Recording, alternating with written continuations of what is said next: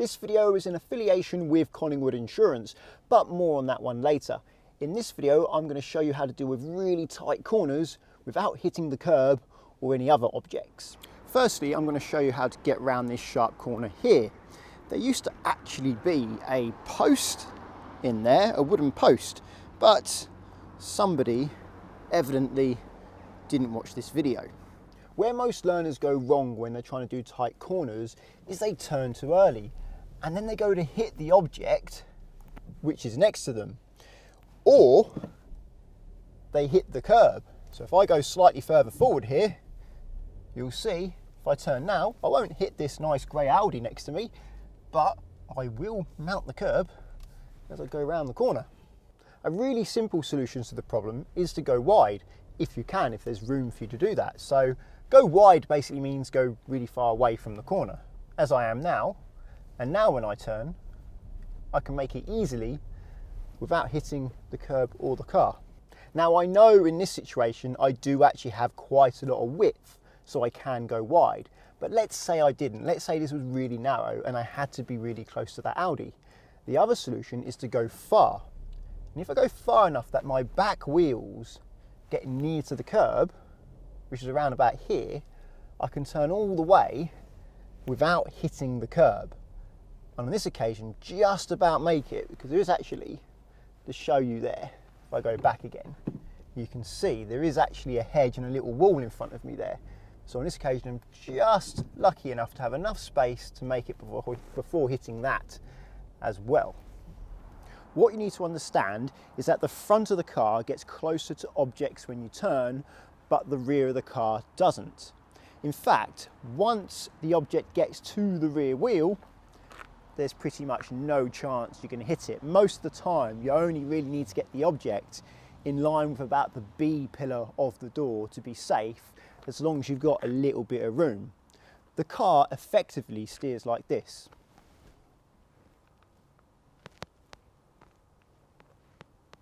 And if you don't know what a B pillar is, well, this is a B pillar here. It holds up the roof. That's why it's called a pillar, and it's called the B pillar because it's the second pillar. A pillar, B pillar, C pillar, D pillar, E pillar if you have more. So now I'm going to use this head cam to demonstrate this in Rowhedge, a very narrow place, not built with cars in mind. I'm going to turn left into this road here, and you see that is really narrow. I'm definitely going to need both sides of this road, and I'm definitely going to need both sides of that road. So I'm really slow in first gear. I'm actually going to get a little bit closer to the right side to give myself more of a turning circle to get into the left. I'm very careful that no one's coming out of this road, and hopefully they will be too. And now I'm further away. I've got some distance from that wall, which means I can actually start to steer before I'm past the wall without hitting it, because I've got that distance between me and it. So I'll go a little bit further forwards because I want to see some space out of my front window there that I can turn into. If I can only see wall out of this, not front window, I mean the side window. If I can only see wall out of this side window, I'm going to hit the wall. If I can see some space as well, that's a good sign. Maybe a wee bit more than that. Just have a look around and make sure everything's still clear. And now I'm going to steer fully, and then hopefully I will make it in there. And you see, I'm getting closer to that wall, but I'm not hitting it. My front is clear of everything on the right. I am using both sides of the road, but I am making it round without hitting the wall on the left or the curb on the right. Then I'll straighten up, start straightening before the car is straight, of course, so as you'll go into what's on the left there. And I'll go down to this next sharp bend where this church is. Again, a similar thing. I want to be over to the right as much as I can to give myself more space from the wall.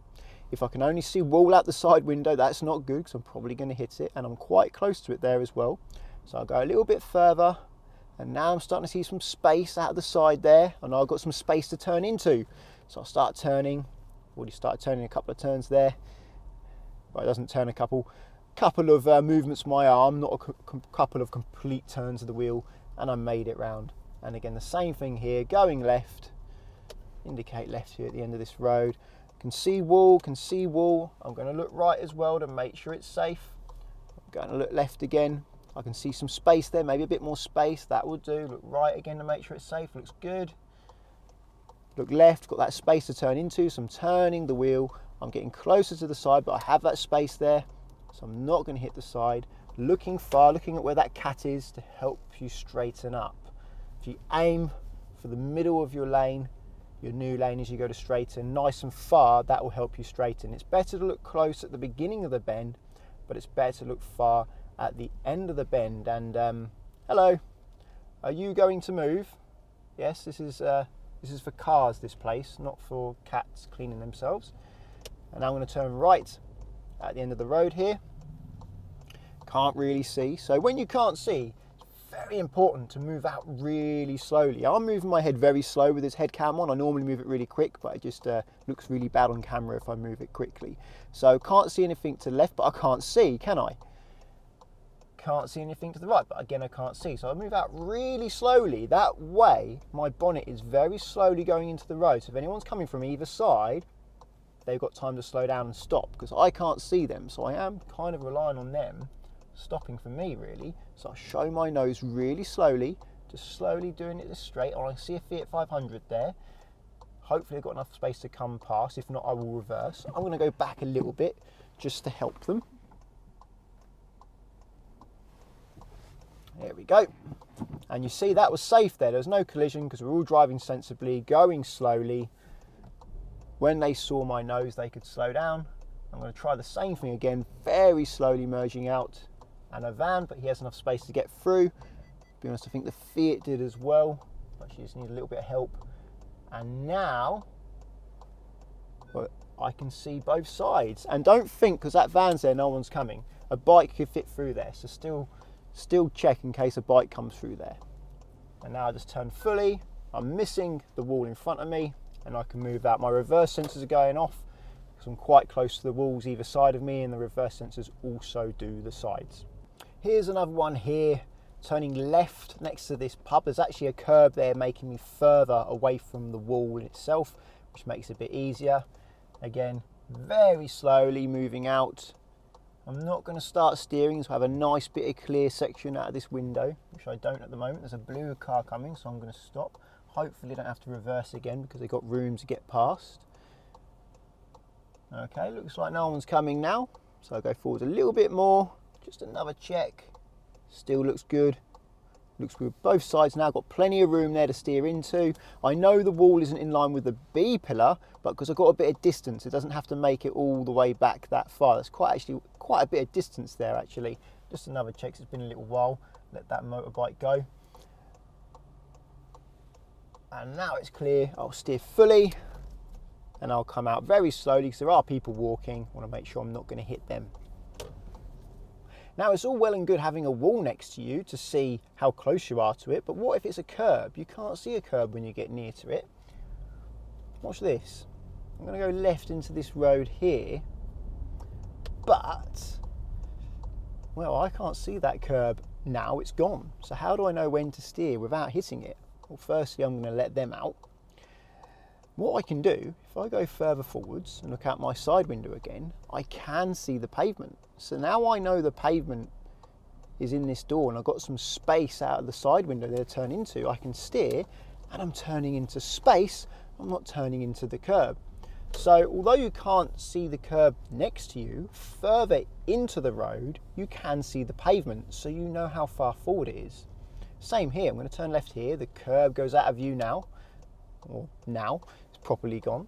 Just looking to see if someone's coming. That white car is pulling up at the fish and chip shop. It's not Friday yet. Going forwards very slowly. Still can't see much road out of this window here, so I need to go further forward. Go forward a little bit more, looking both ways. Well, I'm getting some road now along where that wing mirror is, so I can start turning without risk of hitting the curb. Obviously, if I was really close to the curb, I would want the curb to be further back in the window. Sometimes you do have to use both sides of the road when the road is really narrow and the corner is very sharp or tight. If you are going to do that, make sure no one's coming before you do that. It's okay to do that as long as you check it's safe first. You won't fail your test unless you swing in there fast without checking if anybody else was coming out or anybody else was already using the road. So now I'm going to show you something really sharp, and also I'm going to get myself a little bit stuck as well to show you how I deal with that. So this one's obviously easy. It's practically straight coming in here, like so. But this one's quite tricky. It goes back on itself, but you can see it does curve around a little bit, so I can get a little bit of turn on there. But again, it's a case of seeing the road out the side window before you go. The road's closed up there, but I'll still check in case cyclists come from the public footpaths. The sharper the bend, the more road you want to see out this side window. Nobody's coming in there. I may use both sides of the road. So now I can see a lot of road there. I'll fully turn the wheel and make it round. Also, lifting your head up can also help you see sometimes. The next one is really bad. On this bit, I am using both sides of the road a little bit. That's why it's important not to fly into side roads without being careful, because you never know what is around that bend. It could be someone walking out that public footpath, a dog, anything. Slow down before you turn into these junctions. Now look how sharp this bend is here. It is a corner. So really sharp. I want to see quite a lot of road out of this side window before I go. Now, no one coming. Go forward a bit more, see a little bit more road. That should do it. Fully turn the wheel and just about make this without going in the other side of the road. Probably went in it a tiny bit there. And now for this one, you're not going to make this one, to be fair. Look how sharp that is and how much it goes back on itself.